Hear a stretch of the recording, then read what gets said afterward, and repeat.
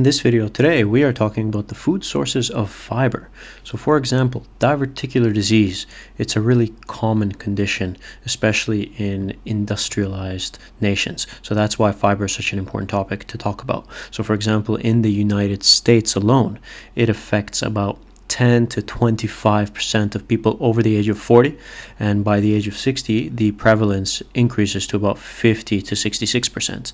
It's less common in Asian and African populations, but it's becoming more prevalent as their diets change to include, you guessed it, less fiber. So diverticular disease is more common in developed countries where low fiber diets are prevalent and lifestyle factors such as sedentary behavior are common. So in this video, we're breaking down what the best food sources of fiber are, because as it's shown by statistics and the things you read, fiber is really lacking in our modern diets. So that's the whole point here. So if you're new here, I'm a family medicine doctor, and on this channel we talk about medicine and lifestyle. So how are we going to get from that lack of fiber and sedentary lifestyle into a position where we are eating more and more fiber? So let's talk about the food sources of fiber. So before we jump to that though, there's something that we really have to cover, and that is the topic of what is fiber. So before we go into the food sources, let's talk about what fiber actually is. At its core, fiber is the indigestible part of plant food. Unlike other nutrients that our body breaks down and absorbs, fiber remains largely intact and it passes through our digestive system, our digestive tract. Fiber is a type of carbohydrate found in plant foods. Unlike other carbs, the body can't digest fiber, so instead it passes all the way through and it has a lot of beneficial effects. And in order to get the full benefits of fiber, the plant foods must be eaten in their whole form or close to their whole form, meaning if fresh fruits and vegetable juices, they contain the minerals and the vitamins, but they don't contain the beneficial fiber. If we don't have enough fiber, then we have problems. So not eating enough fiber can contribute to all these kinds of things: imbalances of blood sugar, IBS, piles, otherwise known as hemorrhoids, cholesterol issues, and even contributes to the formation of cancer, particularly in the digestive tract. So we have two types of fiber. What are these two types of fiber? So we have soluble fiber, and then on the other hand, we have something called insoluble fiber. So these two things are very important. These are the only two types of fiber. And when we talk about the food sources, we're going to be talking about each of these two categories. So soluble fiber. This type of fiber is interesting because soluble fiber, what it does is that it dissolves in water to form a gel which slows the digestion of food. So you may think this is counterintuitive. So it dissolves in water to form a gel which slows the digestion of food. Think of it as like a sponge that soaks up water, and this helps to lower things like cholesterol and stabilize blood sugar levels. Soluble fiber serves as food for the helpful bacteria in the gut, which is really important.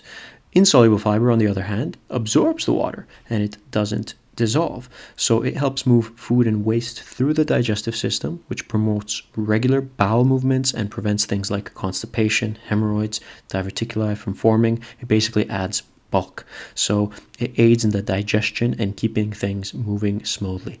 And ultimately, these two then contribute to the gut microbiome and the beneficial effects there. So then the next question is, how much fiber do we actually need? So the dietary reference intake for fiber, the combined amount, is here. So for the females, we have a little bit less.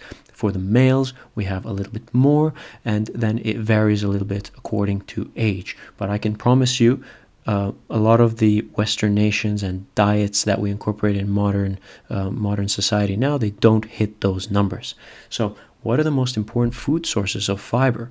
First, we have soluble fiber. So what are the most important sources of soluble fiber? So I'm going to give you this list, which is very helpful in terms of incorporating the foods into your daily diet. These are things that you can get in the supermarket and stores alike. So asparagus, half a cup of asparagus gives you 1.7 grams. Sweet potatoes, half a cup gives you 1.8 grams. Brussels sprouts, half a cup, there you can see it. And then avocado as well, half a cup gives you that many. So we're starting to climb the ladder, and you can compare then to the top left corner in terms of the reference ranges that we have there. Then we come to the heavy hitters of soluble fiber. So what are the sources here? We have tofu. Almost a cup of tofu gives you 2.8 grams. Black beans. So almost a cup of black beans gives you 5.4 grams. Oat bran is the winner there, and it gives you 7.0 grams of fiber. Then we have the food sources of insoluble fiber. So when it comes to insoluble fiber, we have at the lower range, we have things like peas, like radishes, like okra, and like lentils. When it comes to the values or the amount, so in peas, half a cup of peas gives you 3 grams of fibers. Turnips, sorry, they weren't radishes, they were turnips, 3.1 grams of fiber there. Okra, 3.1 grams, and lentils, 7.8 grams. As we climb the ladder of food sources of fiber, both soluble and insoluble, beans become the most prominent things, and then wheat bran and oat bran become the most prominent as well. So these are the things to keep in mind with fiber. But to be honest, what you can do also is just throw in a spoon of flaxseed, a spoon of chia seeds, a spoon of these kinds of things that really add a robust amount of fiber to your daily diet.